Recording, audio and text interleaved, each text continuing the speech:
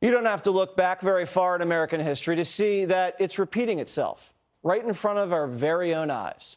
Record high inflation, gas prices almost at $4 a gallon and heading toward $5.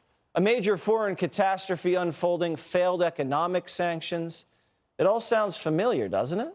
Well, my next guest says Joe Biden is on the road to becoming the next Jimmy Carter.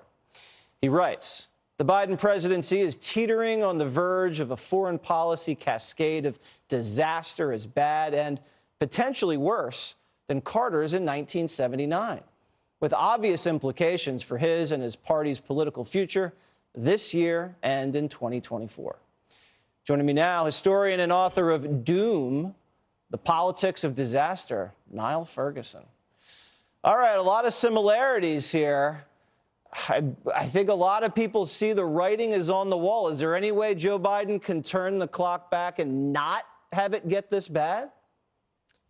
There is a way, Jesse. It wasn't too hard to predict that Putin was going to invade Ukraine. I said it would happen back on January 2nd. It's harder to predict where we go from here.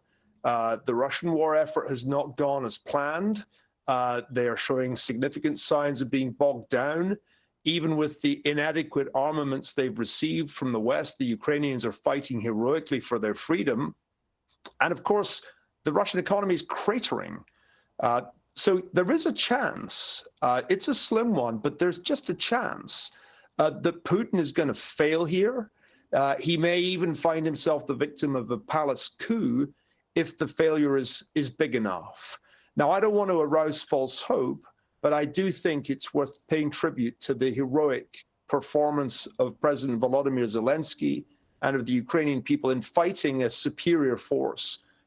And so the thing that could save Biden at this point is actually the heroism of the Ukrainian people. If they can fight the Russians to a standstill and stop Kyiv from falling to the Russians, it will be at high cost, of course, in terms of life and destruction. But if they can do that, there's just a chance that Putin may fail. And the penalty for failure in Russian politics when it comes to war can be high, very high indeed. It can be extremely high.